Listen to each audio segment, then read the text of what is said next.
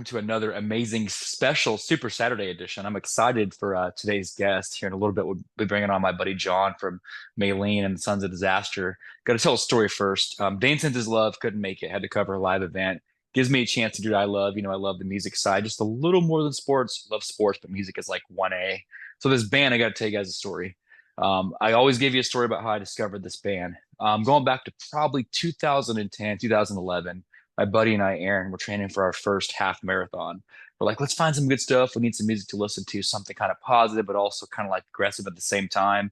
And I found this album called Four. Like, what is this? I guess it was in 2011.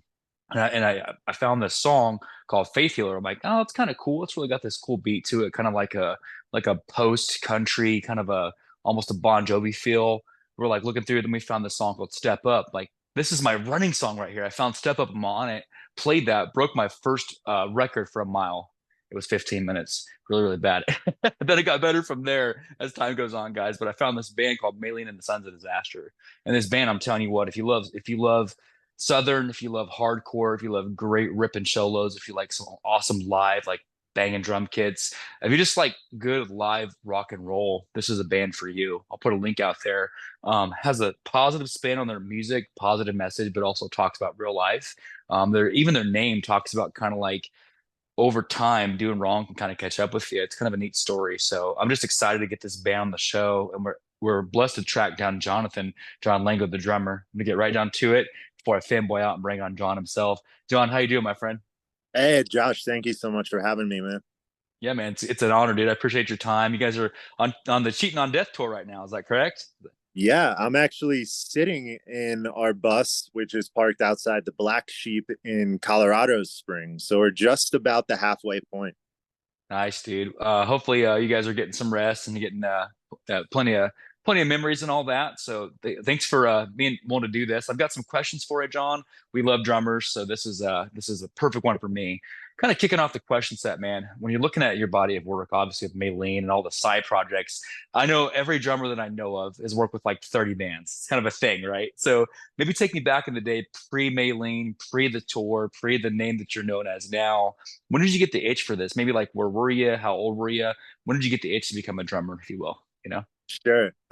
Josh, first, I love this question because I have the answer. Like, I don't have to think about this one. 1996, Ooh, a okay. movie called That Thing You Do. It was Yep. Tom Hanks' first directed movie, right? And it's all about this drummer who kind of joins this band by mishap and they become like the next Beatles, right?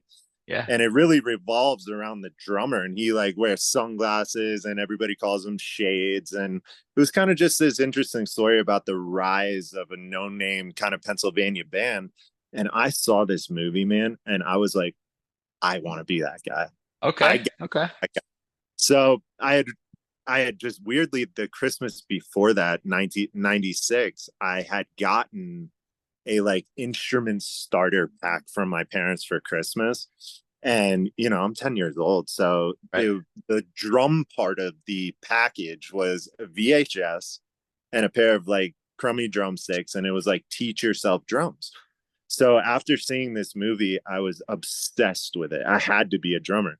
So I started watching this VHS and like hitting the couch, and I just wouldn't give it up enough to where my parents finally said, you know what? Maybe this is for you, and piano lessons are kind of not. So Yeah. yeah, so that just is the short answer for what sparked what is now. So So Tom Hanks, that's awesome, man. I've heard, of course, like Danny Carey. I've heard the Rev. I've heard Def Leppard. But Tom Hanks got you into drumming, basically. Is that right? pretty much, man. That's I mean, awesome, dude. just yeah, it was really cool. And I still watch that movie like before any tour. It's If I fantastic. need to get in the right headspace, I'm like, all right, that thing you do, it's come. I'm gonna watch it 4 times. That's So awesome, dude. Move over, yeah, Dave Grohl. We got Tom Hanks, man. That's cool. That's a cool story, dude. I love that, man. I'm yeah, man. curious too. Kind of bonus question. I know my dad. My first set, I'll never forget it. I had a Roland V session. I was like, "This is my baby." Like that's what I. He got tired of hearing me, so like, put it in the basement. Can't hear it. It was an electric kit. When you got your first, when you saved up some money and all that, what was your first baby kit? Like your baby? So my first baby kit was a Tama Rockstar Custom, Okay. and it was kind of considered like an intermediate like Guitar Center starter kit, but I started getting I kind of took a break from drums for a little bit. I also play hockey. So I was really into hockey. Like I played all throughout high school. And when I got back into drums, it was right around that, screamo era. Yeah, yeah. Oh yeah. So I would be in my basement in my parents' house, and all my parents would hear is like, "Ah," Yeah. just screaming. So my Poetry. mom, she would flicker the lights on and off and just start yelling like that's our cue to stop screaming and playing. And she would just say, "Jonathan, it's stop the screaming." That's awesome. But like all these bands were just all screaming. It was a thing, So yeah, it was I heard you because you mentioned your age group. We're in the same age group, but that yeah, was the scene, dude. Under Oath, Used, obviously Under Oath, but the Used, Haste the Day, all these bands. yeah, Yeah, dude, it was a scene. I mean, it was my daughter. I'll play it sometimes. She'll be like, "What is this?" I'm like, this is poetry in motion. You have no idea. These guys are speaking about things that you have no idea about. I can't understand yeah, them. That's okay. It's still there, right? So yeah, that's cool, man. It's a cool story. So that's a good little segue there. Looking at shows, man, obviously with Cheating on Death tour, obviously all the shows you've done, every artist I've talked to has got like a different spin on what they feel like is their favorite show. My buddy Mikey from Islander, he swears up and down by this. His favorite show had 20 people there. They all came on stage. Then people say like Cornerstone. Some people say obviously Furnace Fest. Some people say Red Rocks. If you're looking at your career so far, man, it could be any venue, anywhere. What's maybe a show or two that's like that's been your favorite? I know they're all good, but what's a favorite show so far for you? that's a great question, man. For me, so I play again. You touched on this earlier. Like I chose drums, which is like the safest move in the industry because Yeah, right. you end up playing for 30 bands or whatever. And thinking about it, I would have to say the most memorable show for me was I got to go to Moscow, Russia. Wow. And I Okay. got to go there with an artist named MC Lars. And the craziest thing is not really going there, but it's when we went. We went in December of 2019, Ooh, which okay. like right before COVID happened and sparked. And the reason it was so memorable is because Moscow, to me, I've never been over there. It was such a culture shock. Yeah. Like the food was different, the people's attitudes were different. People are beautiful over there, by the way. Like every girl is gorgeous, not just like, oh, look at her, she's cute. It's like, oh my gosh, these people are beautiful. But Yeah. it was memorable just because it was such a culture shock. And I remember being there and just like looking around Red Square, being like, what did I do? Yeah. Like, how did I get here? So That's that cool, man. just because of like that moment, that catalyst moment of like, oh my gosh, I'm gonna play drums in Russia. That That's cool, probably dude. to me is the most memorable. That's Rockstar. And I know MC Lars too. That's cool, man. I didn't know you work with Yeah, him. That's cool. That's really cool. I didn't know that. But yeah, and it's neat to see like I've always heard this too. I see it. The rock scene in overseas is huge. It's funny. We love rock it, here, but it's huge, right? Overseas. Would you agree? Yeah. absolutely, man.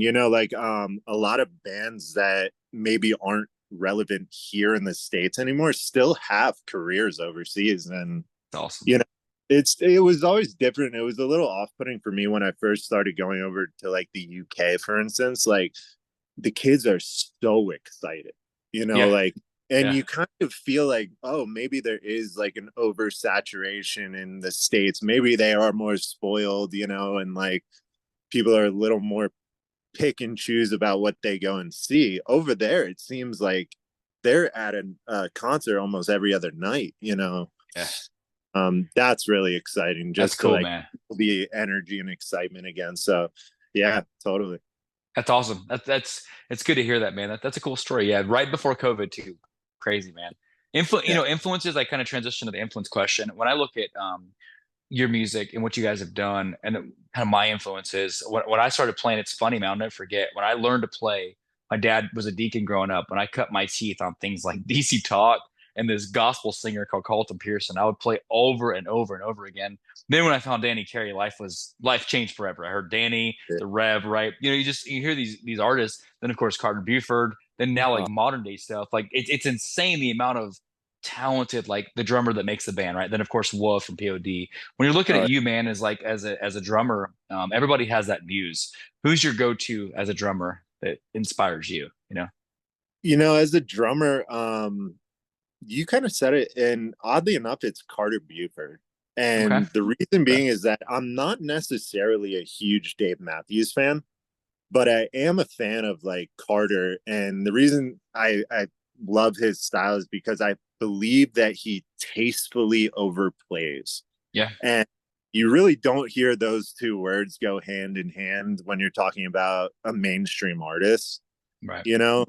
And just watching his videos and like watching his drum, sometimes he'll do like a POV drum playthrough video, and Oh just yeah. seeing how he fluently moves around his kit and like just the little things that really inspired me to just really become more creative, and having a start. I got my start with hip hop, which is really weird because I never really listened to hip hop before. And I'm a pop punk kid, Josh. Like Yeah. I am unapologetically a No pop shame. punk kid. No shame. No shame. Like Yeah. I will Yellow out. card. We talking yellow card? Oh, We talking dude. that level? Of Or course, man. Yeah, yellow card. But like for me, what I really gravitated towards was, the Blink 182 record, Anima of the yeah, of State, like Green Day's Dookie. But course.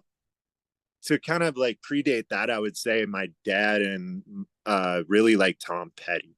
Okay. And I remember we had this Jeep Grand Cherokee growing up, and the Tom Petty's Greatest Hits CD was stuck in this car for Yeah. like That's for like awesome. years. So that probably had a little bit of influence on me too, in terms of like liking a melodic kind of pop song, something with a melody. I got you. I'm with you. Yeah. So the age old drummer question, man. Obviously, I watch what you do with Maylene. I watch like all your videos and I see it. So the age old drummer question, toms or rides? I was always a double ride guy myself, playing. Are you, everyone's got their kit. So on tour, how many rides we talking? How many toms? What's your setup like these days?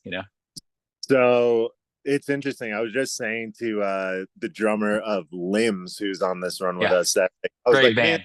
Love that yeah, yeah, band. phenomenal young, hardworking band. They're gonna be great.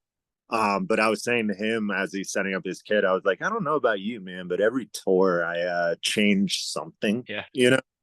So this tour I chose to bring out. I'm with a company called SJC Yes. out of Boston area, and they've been so great to me because they gave me a chance when they really didn't have to. And they're just personable, like they'll write me just randomly when they know I'm on the road, just being like, hey man, do you need anything, let us know, thanks for playing our drums. And just like that means so much to me Yeah. because like nobody at Zildjian is breaking down the door, Right. So the fact Gotcha. that this company, at a when they were at a smaller level, they really just cared about drumming. That was what it Cool. was, like the quality and the craftsmanship. I feel like came later, but this tour, to answer your question, I brought out a acrylic kit actually. Okay. So I'm playing a 4-piece acrylic, and my cymbal setup is a little bit unusual. I took my second crash away. So right Okay. now, Okay. doing 14 hats, the Zildjian A's. Yeah. Yep. Yep. I do a 20-inch A custom medium thin. So it's a big fat crash on my left hand side. And then my go to, hands down, will never change. It'd be too hard to change my mind. The 21-inch sweet Yeah. ride, Absolutely. Yep. Yep. because I crash it like crazy. Maylene's music is very, very heavy, and you need to kind of fill that blank space. So Yeah.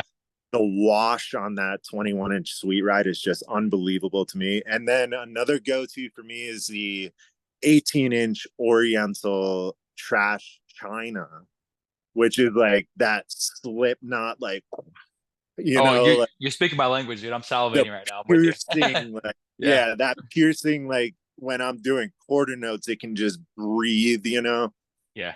So That's awesome. I'm playing a pretty small kit on this store actually, which is easier for loading, but also Yeah. it's forcing me to be more creative with what I have. And I really like that. So I had you for the 21. It's funny because this is where Dane and it cracks me up because he can break down he can break down a play right on the field like football. Like you like can break down a ride setup. And this is and I'm salivating listening to you because I called it on the 21. I knew it. I was like that's got to be his go-to, so I called it. It's cool, oh, man. oh, That's dude, fantastic, dude. Yeah, I had to, man. yeah, man. But that's cool. Well, I think man, I'm taking a moment because I could geek out all day long on just the technical side, right? Looking Yeah, at like what's next for you as an artist, as a drummer, obviously work with many projects. I know you're rocking the tour with Maylene. Again, it's just going great. I love it.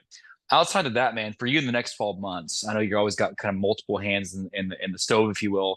What else is coming up for you this next 12 months for you as a yeah. drummer, as an artist? Yeah. Well, thanks for asking, man. So Yeah. we're finishing out the Cheating on Death tour. It ends the 25th of May, Okay. and I get home actually, and I actually like amidst all the touring, I have sold my house in St. Pete, Florida, and I Okay. purchased a new one. Actually, I'm moving to Greenville, South Carolina. Okay. Okay. Yeah. Okay. So I'm actually going Congrats, through. man. I'm going to take a little bit of time. So I think I'm going to take about maybe 6 months or so off of some serious touring and just do some one-off stuff while I'm acclimating to the new house and things. But what's coming up is in July I'm doing a festival with MC Lars, Nice. and I forget which one it is, but he does like these really cool conventions. Like he'll do a Dragon Con, Yeah. or like Yeah. a cosplay convention, and like He's cool, dude. it's Yeah. a really interesting like kind of change of pace, Oh yeah, to say the least. Yeah. yeah.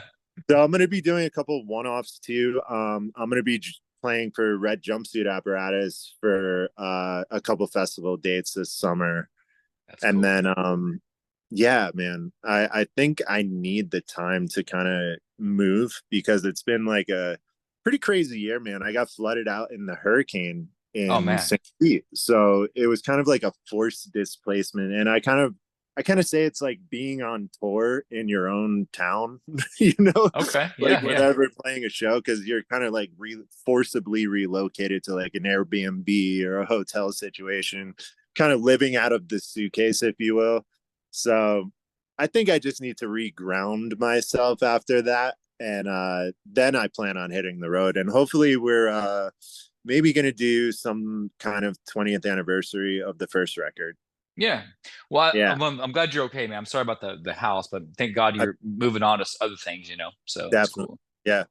I hope so, man. Because Thrush is great, man. I love Thrush. It's a Dude, you banger. like it? It's banger. You saw the It's video? great.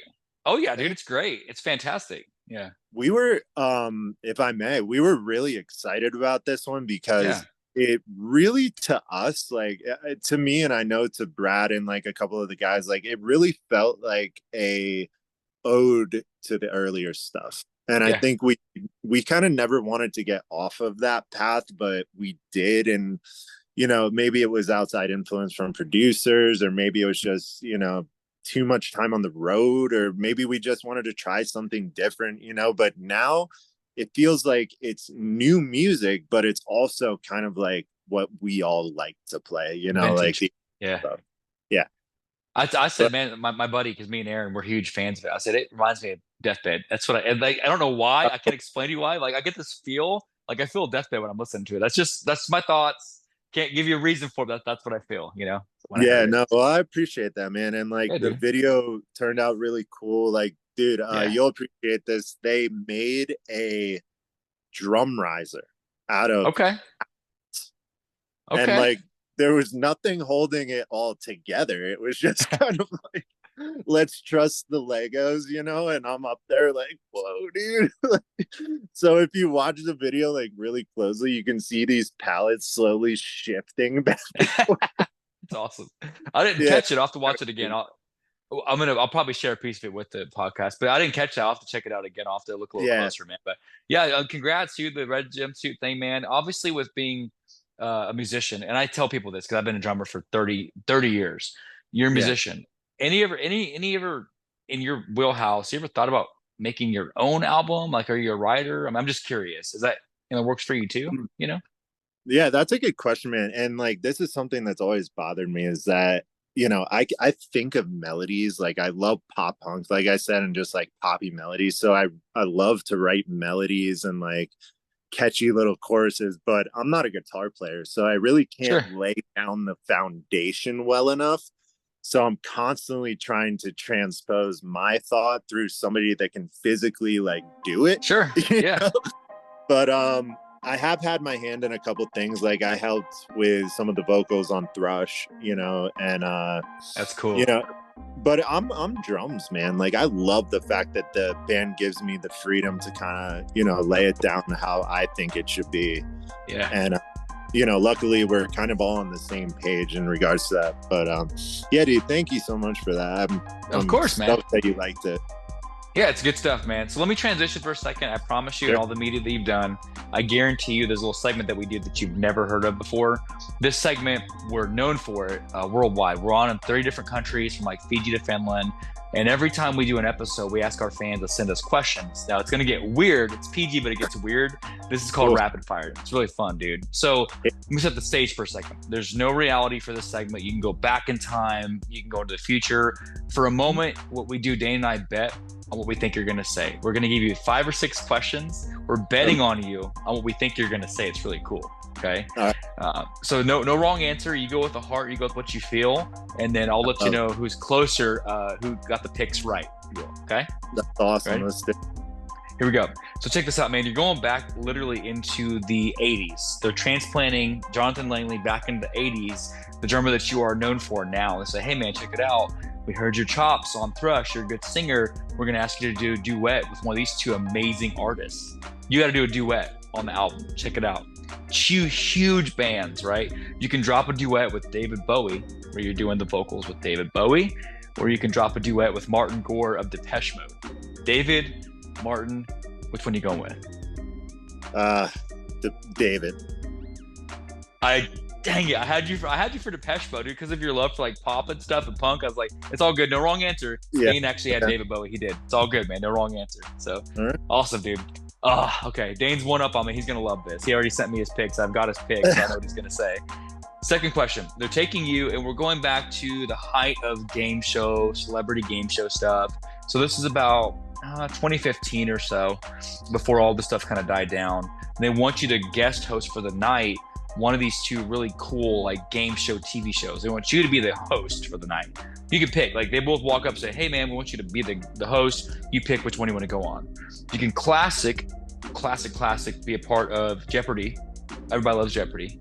Or it can be a part of The Floor is Lava, the Netflix series. Jeopardy or Floor is Lava, which one are you going with? Floor is Lava.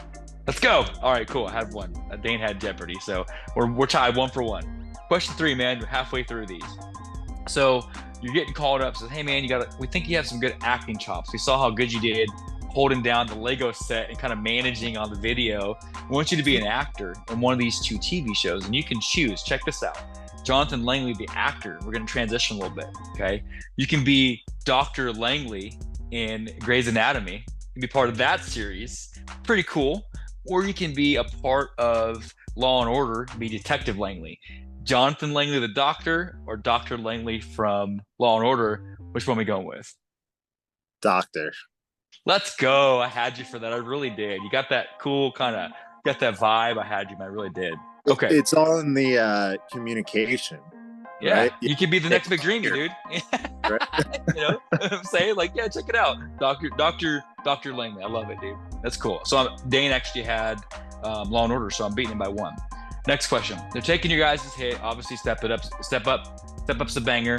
2 of these bands say, hey, man, we want to recover the song for you. And you guys can choose who's going to cover it. You get to make the choice. This is a hard one. It's super, super hard. So 2 bands come up and say, hey, we want to cover Step Up. Bullet for My Valentine wants to cover it. Love that band. It's really hard. Or Kill Switch wants to cover it. Bullet, Kill Switch. Who are we going with? All right. So my decision's based on the fact that the guitar parts in Step Up, which are often overlooked by the vocal, like the driving chorus, the guitar parts have to swing, dude. It cannot be metered, so I'm going with Bullet. Let's go. I had you, dude. I really, really did. I had you, man. Matt could tear that song up, I believe, dude. So I Oh love yeah. it. So Dane, I'm ahead of Dane by one. So two more. So last two. They're gonna do an ESPN Celebrity Spades tournament, not poker, Celebrity Spades, and you're invited. And you get to pick your spades requires a partner. That's how you play spades. If anybody doesn't know out there, spades requires a partner. You can choose. We're going to transition away from rock and go into hip hop. You can choose your spades partner for this. You can choose, check this out, iconic 90s classics. You can choose Ice Cube as your spades partner, or you can choose the legendary Dr. Dre. Love them both. Ice Cube, Dre. Who's going to be your spades partner for this? Man, I'm a Cube fan. Thank you. I knew I Cube. had you. I did. Dude, Yep. let's go. I did. Let's go. Man, that He would is. be so awesome, dude. I wish I could play spades with Cube. How cool would that be, dude? If you're like sitting Oh around, my like god. that'd be cool, dude. Yeah, he's my favorite rapper, so I had you for that one. So last one. This is an interesting question. Maylene has an element of like Western, kind of has an outlaw thing to it. We all know that with Maylene. So they're gonna make a Jonathan Longley movie, and we're going back into the '60s. You're somehow alive as you are now, but they're transplanting you and the band back into like 1965. You just pick up and time travel. And two of these guys say, "Hey, Jonathan Longley, we want to play you in like this kind of cowboy western kind of like biopic thing or whatever you want to call it at the time."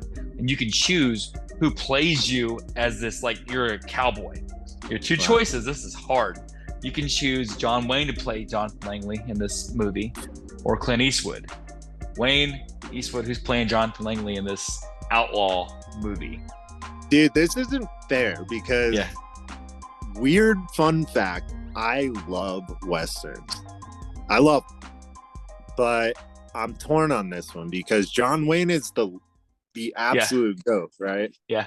But then again, you have oh gosh, Clint Eastwood is such I'm trying not to take his directorial roles into account here, Yeah. but John Wayne, man, you Okay. gotta go. You have to.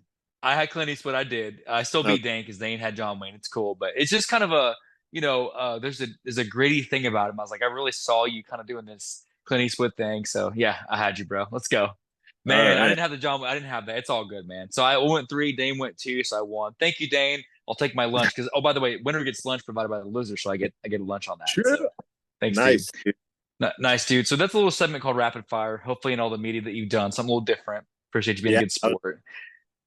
Love it.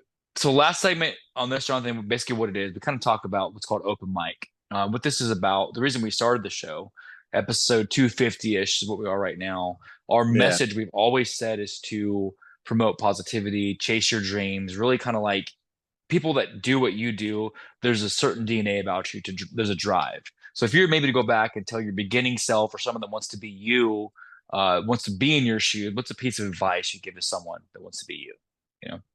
You know, I love this question because I wish I could kind of relive. Like, if I could do this all again, I would. Obviously, I think any one of us would. But the real things that I kept in mind, man, were playing with anybody. Like, just keep playing, dude. And that's actually a weird like reference to that thing you do too, because they meet like this wise musician guy who's been playing forever, and he's basically like, "Man, you can't keep a band together. You got to keep on playing, no matter with who."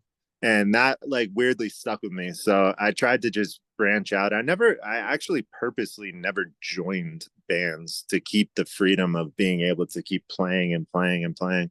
So I would say first and foremost, play with everybody. If they challenge you to play, then that's a great thing. Just the more the merrier. It's definitely a numbers game. The more you do it, the more comfortable you feel. But also a lot of it is about attitude, Mm, showing up prepared. Show up mm, prepared more than the people that are hiring you, and you will have no problem. that's And all. then just, being a genuine person. Don't take anything for granted, be humble, be helpful, be helpful. There's so many cross hybrids of like musicians, being their own tour manager, musicians, running their own merch table. And, if you're fortunate enough to have a crew like we are, then you want to be helpful. You really want to be that extra crew member, and that provides, just a harmony, or at least the foundation for one. So I would say that just, you're never a rock star enough to carry That's something into, cool. you know? That's what I would It's say. it's awesome you said that, man, because our buddy Dango, he plays for Scott's Tab. Dango, he said this I something know Dan similar. real You know well. Dango? Dango's a good Yeah, he dude, plays man. for Amber Yeah, Pacific too. Yeah, yeah, great dude, great dude. that's my And he buddy. said something. He's a cool dude, and he was talking about what you said, where like no matter how big you are, thank the janitor, thank the driver, like thank the Yeah, fans, obviously, but like thank everybody that got you here. That's cool to hear that from you, man, because you guys, you're well known, man. Like you are well known in your field of what you do as a drummer and as a band. The fact that you're still like, hey, give praise to the next person, give thanks to the next person, that touches the feels right there, bro. So I appreciate that. definitely. Bro. Man, well, dude, the Cheating on Death tour live right now, guys. Thrust just dropped. It's been a little bit since. Can't wait. I would say this: don't hesitate to. Don't be a stranger. Obviously, the more music comes out, doesn't have to be with Maylene. Just you as an artist, you're welcome back anytime. Once you come on, you're an alum for the show, so I can't wait to have you on again.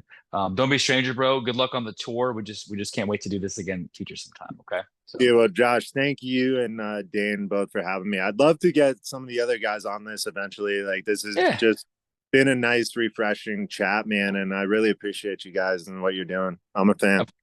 Of course, bro. We no, we're the fan. It's our honor. Thanks for making time. Good luck. Keep kicking butt on the tour, and hope you get some rest. And let's do it again soon. Okay. So Thank you so much, man. My phone's on 2% too, so this is perfect. you're good, brother. You take care, Hey, man. thank Rock you on. again, Josh. Take care, brother. So, Bye, guys, bye. that's John Langley, man, an amazing guy. I'm telling you, when you talk about humble artists and just what's the word humble brag, right? This dude emphasizes that. Great, great guy. I love what he stands for. I love everything about him. So, that's Jonathan from Maylene and the Sons of Disaster. That band, I'm telling you, they have a story to tell. Their music is very, very aggressive, but it's also melodic at the same time. Faith Healer comes to mind. I think of Open Your Eyes. I think of Listen Close, Step Up, I'm On It. These are some just awesome songs, just kind of a southern rock, but not even really southern rock. I can't explain it. Just a great, great sound. So, Jonathan, thank you for making time to do this, especially on the road. They're on the tour right now. Cheating on Death tour. If you guys are in Colorado tonight, check them out. You won't be disappointed. These guys are amazing. So that's Jonathan Langley. Love that dude. Great, great artist. Great person. So thanks, man, for making time to do this. As Dana and I always say, it's interesting him not being here, but don't forget, as always, that we love you. And as Dana would say, thank you for listening.